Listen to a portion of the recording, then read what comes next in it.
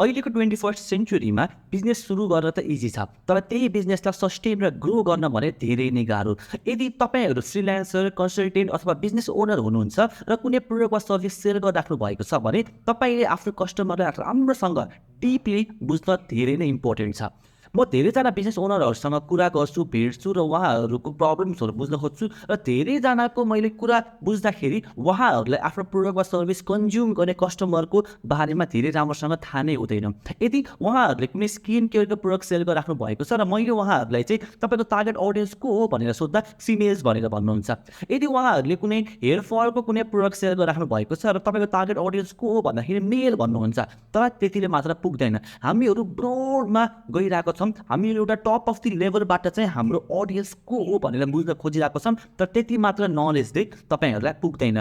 जब तपाईँसँग आफ्नो कस्टमरको deep knowledge हुन्छ, तपाईँको कस्टमर कहाँ हुन्छ, के गर्छ, उसको एज के हो, उसको डेमोग्राफिक के हो, ऊ कहाँ बस्छ, के खान्छ, कुन बेला उठ्छ, कुन बेला सुत्छ, के चलाउँछ बेसी, फेसबुक, इन्स्टाग्राम, सबै कुरा राम्रोसँग बुझ्नु भयो भने नि तपाईँको इच एन्ड एभ्री मेसेज तपाईँको कस्टमर, तपाईँको पोटेन्सियल कस्टमरलाई चाहिँ उसकै लागि पठाएको जस्तै फिल हुन्छ र त्यसको लागि कस्टमर एभटार बनाउन एकदम जरुरी छ। आजको यो भिडियोमा तपाईँले as a business owner customer avatar बनाउनु भयो भने कुन लेभलमा मार्केटिङ गर्न सक्नुहुन्छ त्यो कुरा म सेयर गर्छु। So without any further अडु let's dive into my mind map. तपाईँले मेरो स्क्रिनमा हेर्न सक्नुहुन्छ र यहाँ देख्नुहुन्छ कि फर्स्ट पोइन्टमा मैले के हाइलाइट गरेको छु भन्दाखेरि what mistakes does businesses make. धेरै बिजनेस ओनरहरूले के मिस्टेक गर्नुहुन्छ त भन्दाखेरि they don't know their customer well. उनीहरूले कुनै प्रोडक्ट वा सर्भिस त सेल गरिरहेको छ, तर कस्टमर को हो उसको त्यो डिप अन्डरस्ट्यान्डिङ नै हुँदैन आफ्नो कस्टमरलाई लिएर, र उहाँहरूले के गर्नुहुन्छ, जसलाई पनि सेल गर्नुहुन्छ, try to sell every one but end up selling to no one. हामीहरूले सबैजनालाई सेल गर्न थाल्यौँ भने नि लास्टमा गएर कसैलाई पनि सेल गर्न सक्दैनौँ। एभ्री टाइम मार्केटिङ गर्ने बेलामा, एभ्री टाइम हाम्रो मेसेज क्राफ्ट गर्ने बेलामा जसलाई पनि मार्केटिङ गरिरहेको छौँ भने नि हामीहरूले एकदम ह्यान्डफुल अफ कस्टमरलाई मात्रै सम्हाल्न सक्छौँ, तर स्पेसिफिक मेसेज भयो भने मात्र हामीहरूले एउटा स्पेसिफिक ग्रुप अफ अडियन्सलाई चाहिँ राम्रोसँग चाहिँ टार्गेट गर्न सक्छौँ। त्यही भएर धेरैजना बिजनेस ओनरहरूले यो मिस्टेक गर्नुहुन्छ कि उहाँहरूको प्रोडक्ट वा सर्भिस त राम्रो भए पनि कस्टमरको बारेमा प्रपर जानकारी नभएपछि धेरै नै गाह्रो हुन्छ। अब सेकेन्ड पोइन्टमा हामीहरू बुझ्छौँ कि what needs to be improve. भर्खर मैले रियलाइज गरेँ कि मेरो स्क्रिन त रेकर्ड नै भएको छैन रहेछ। अब कुरा गरौँ what needs to be improve. तपाईँले आफ्नो बिजनेसलाई इम्प्रुभ गर्नको लागि you have to create a customer avatar. Customer avatar भनेको चाहिँ के हो त भन्दाखेरि customer avatar is a special character of your potential customer who are more likely to purchase your product or service. तपाईँले कुनै प्रोडक्ट बनाउनु भएको छ सेल गर्नको लागि भने तपाईँले एउटा कस्टमर एभटार बनाउनुहुन्छ र त्यो कस्टमर एभटार भनेको एउटा स्पेसल एउटा इमेजिनेरी क्यारेक्टर हो जो तपाईँको पोटेन्सियल कस्टमर जस्तै देखिन्छ।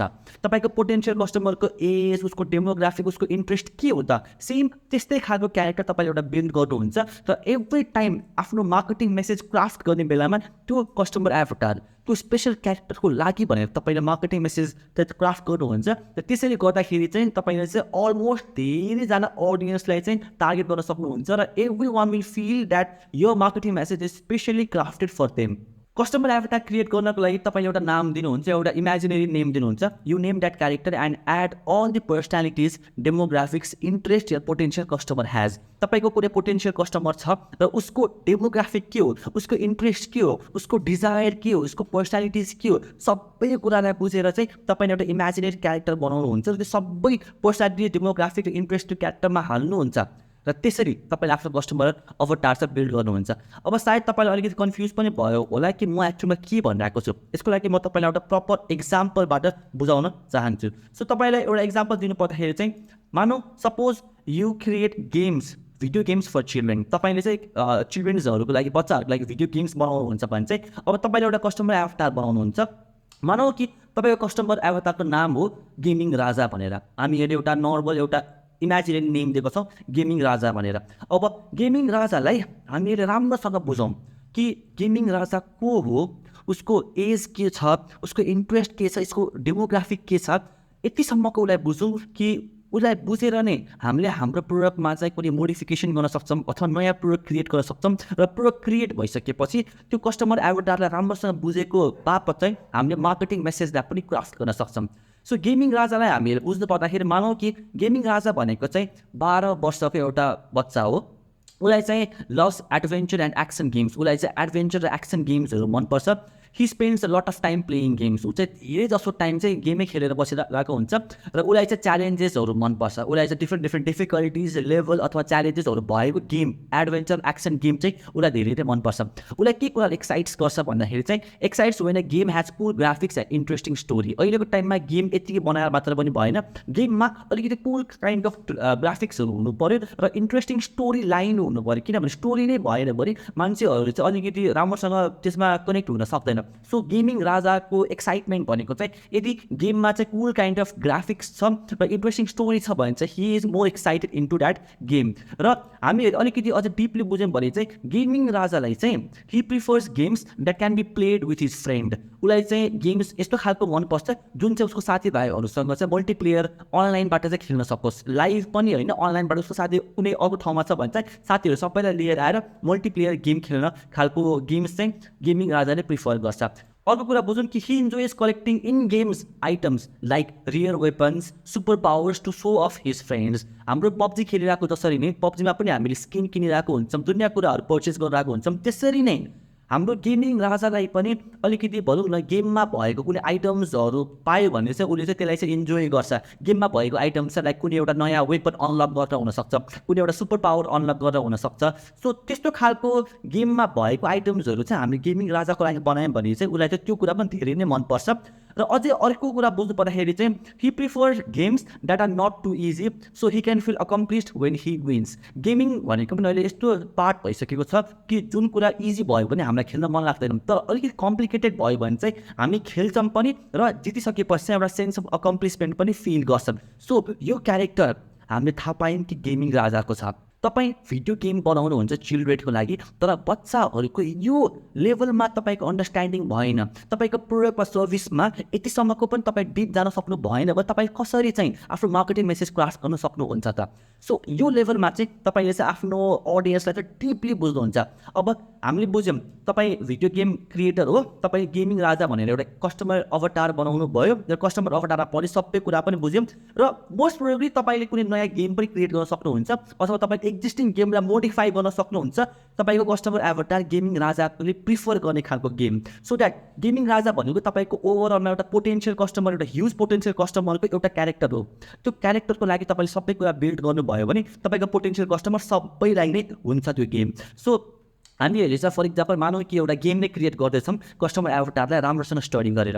अब हामी के गर्छौँ भने चाहिँ we will create a game that matches gaming Raja's interest. Gaming राजाको इन्ट्रेस्ट के छ त्यो अनुसारको हामीले गेम बनाउँछौँ। हामीले हाम्रो गेममा चाहिँ च्यालेन्जिङ लेभल्सहरू एड गर्छौँ, लेभल 1, 2, 3 भनेर चाहिँ, किनभने गेमिङ राजालाई च्यालेन्जेसहरू मनपर्छ।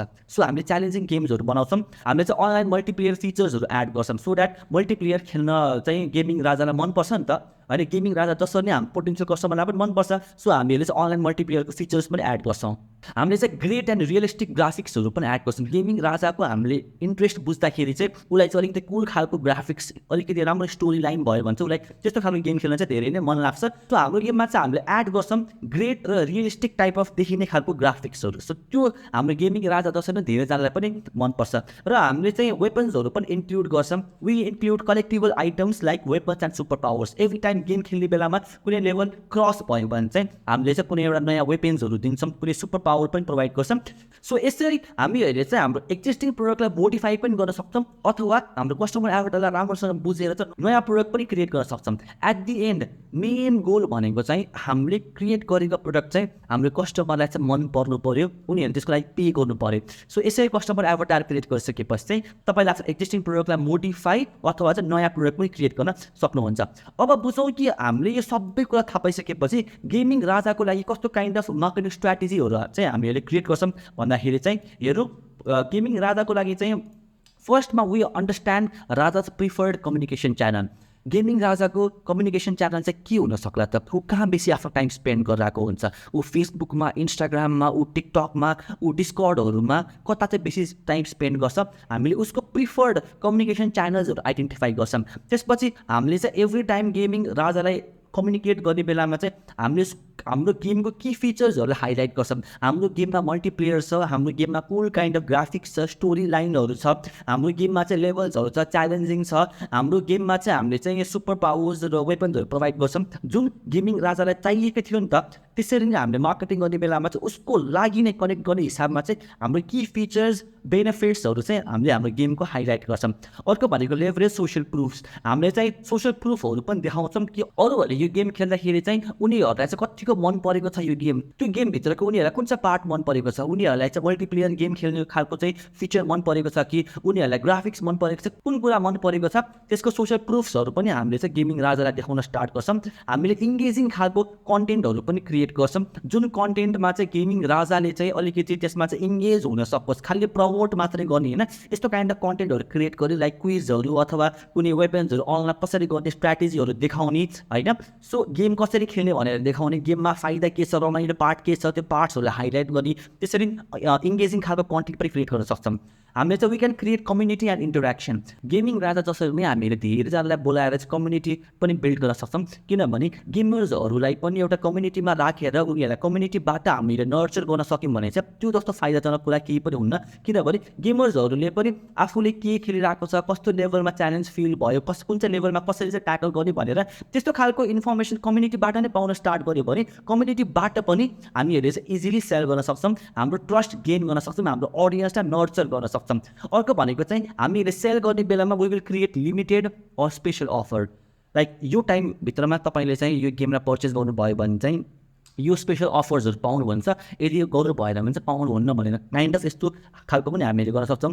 We can do targeted advertising. हामीहरूले चाहिँ गेमिङ राजाको सबै डेमोग्राफिक इन्ट्रेस्ट सबै कुरा बुझिसकेपछि चाहिँ उसलाई टार्गेटेड हुने खालको एडभर्टिजमेन्टहरू क्रिएट गर्छौँ, जहाँ हामीहरूले चाहिँ गेम्सको फिचर्सहरू देखाएर, सोसियल प्रुफहरू देखाएर, या हामीहरूले चाहिँ लाइक कोही इन्फ्लुएन्सरलाई बोलाएर, कुनै राम्रो गेमरलाई नै बोलाएर चाहिँ उसको थ्रुबाट पनि हामीले एडभर्टिजमेन्ट पनि गर्न सक्छौँ। र लास्टमा गएर जतिसुकै कस्टमरले हाम्रो गेमलाई पर्चेज गरे पनि एन्डमा गएर हामीले कन्टिन्युस फिडब्याक्सहरू लिनु पऱ्यो र त्यो फिडब्याकलाई चाहिँ फिड फरवर्ड गर्नु पऱ्यो, अपडेट गर्नु पऱ्यो, त्यो फिडब्याकहरूलाई चाहिँ इम्प्रुभ गर्नुपर्ने हुन्छ। र यसरी हामीले गेमिङ राजाको लागि, कस्टमर एभटारको लागि चाहिँ एउटा मार्केटिङ स्ट्राटेजी क्रिएट गर्न सक्छौँ। आई होप अहिलेसम्म पुग्दा तपाईँले पनि कस्टमर एभटारको मिनिङ र भ्याल्यु बुझ्नुभयो होला, कतिको पावरफुल छ। यदि तपाईँले पनि आफ्नो बिजनेसको लागि चाहिँ आफ्नो प्रोडक्ट वा सर्भिसको कस्टमर एभटार क्रिएट गर्नुभयो भने, तपाईँले कस्टमर एभटार क्रिएट गर्नुभइसकेपछि चाहिँ एभ्री टाइम तपाईँको मार्केटिङ गर्ने बेलामा मेसेजहरू धेरैजनालाई गरे पनि एभ्री कस्टमर विल फिल कि त्यो मेसेज चाहिँ उनीहरूकै लागि आइरहेको छ भनेर। र यो कुरा, यो कस्टमर एभटार क्रिएट गर्ने कुरादेखि लिएर अझ धेरै कुराहरू चाहिँ मैले मेरो 3 मन्थ्सको डिजिटल मार्केटिङ मास्टर क्लास प्रोग्राममा सिकाइरहेको हुन्छु। र तपाईँहरू पनि यदि इन्ट्रेस्टेड हुनुहुन्छ भने चाहिँ अब हाम्रो नयाँ ब्याच स्टार्ट हुन आँटिरहेको छ र तपाईँलाई पनि इन्फर्मेसन हामीले प्रोभाइड गर्नेछौँ। र यदि तपाईँलाई चाहिँ अझै कुनै नयाँ भिडियोजहरू, कुनै नयाँ टपिकहरूमा चाहिँ मैले कन्टेन्ट क्रिएट गरेको हेर्न चाहनुहुन्छ भने तल कमेन्टमा चाहिँ टपिक्सहरू लेख्नुहोस् कि कुन चाहिँ टपिकमा तपाईँहरूलाई चाहिँ हेर्न मन छ मैले भिडियो बनाएको, कन्टेन्ट बनाएको। र भिडियो राम्रो लाग्यो भने भिडियोलाई लाइक गर्नु होला। Thank you so much for watching this video. See you in the next video.